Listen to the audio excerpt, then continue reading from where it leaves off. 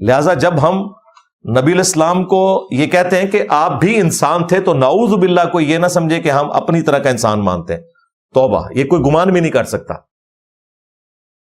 باقی وہ آیت برحق ہے، قل انما انا بشر مثلکم، کہ نبی تم فرما دو کہ میں انسان ہونے میں تمہاری طرح ہوں، اسپیشی میں، مرتبے کی بات نہیں ہو رہی. اور یہ اسپیشی بتانا ضروری تھا کیونکہ لوگوں نے پیغمبروں کو اللہ کا بیٹا بنایا ہوا تھا، تو یہ بتانا ضروری تھا کہ میں اللہ کا بیٹا نہیں ہوں، اللہ کا پیغمبر ہوں.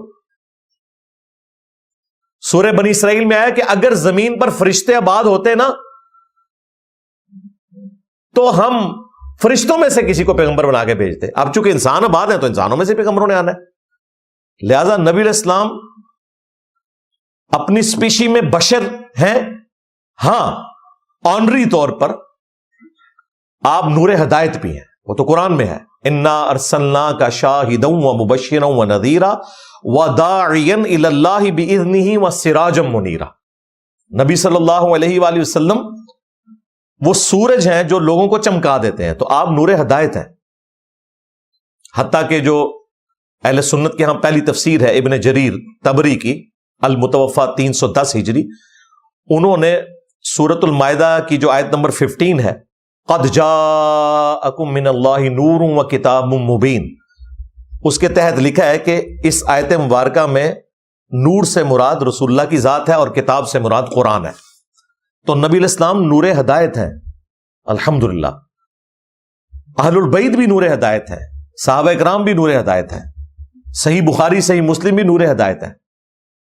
لیکن نبی علیہ السلام کی جو اسپیشی ہے وہ انسان ہے، اس اعتبار سے انسان اشرف المخلوقات ہے.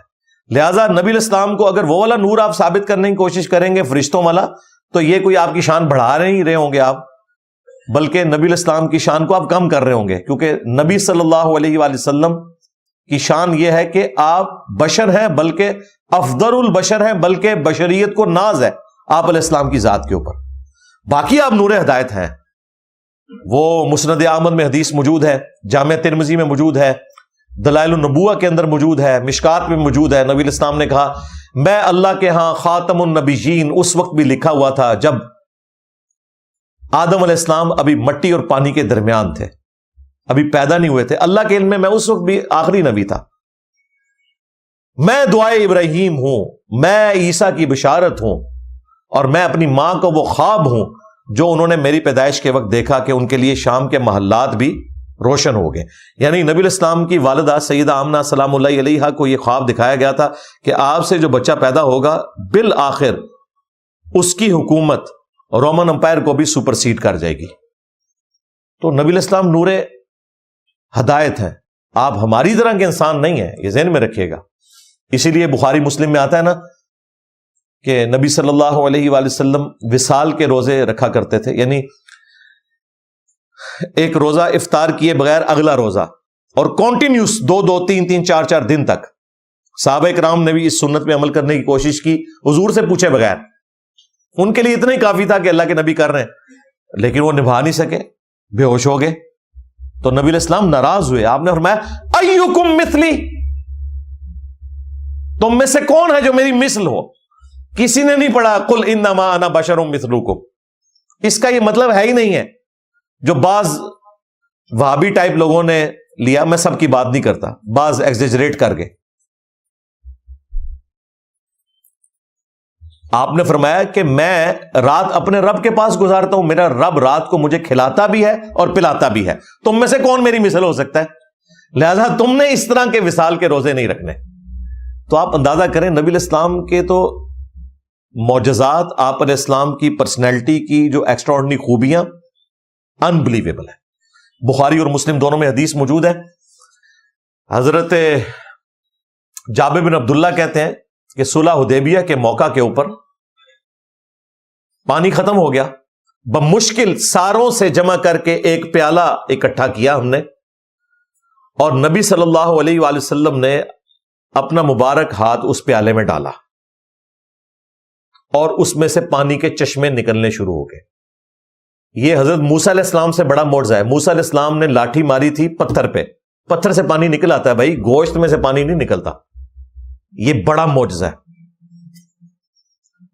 تو وہ تابعین پوچھتے ہیں کہ جابر بن عبداللہ آپ کتنے لوگ تھے جنہوں نے ایک پیالے سے جس میں سے چشمے رواں تھے پیا؟ تو وہ فرماتے ہیں کہ اللہ کی قسم اگر ہم 1,00,000 بھی ہوتے نا وہ پانی زیادہ تھا، البتہ اس وقت ہم 1500 تھے، 1,500 بندہ 1,500 بندہ، اور وہ کہتے ہیں 1,500 لوگوں نے ایک پیالے سے پانی پیا، پانی مشکیزوں میں سٹور بھی کیا، اپنے جانوروں کو بھی پلایا، اور نبی الاسلام کی مبارک انگلیوں سے مسلسل پانی کے چشمے جاری ہیں۔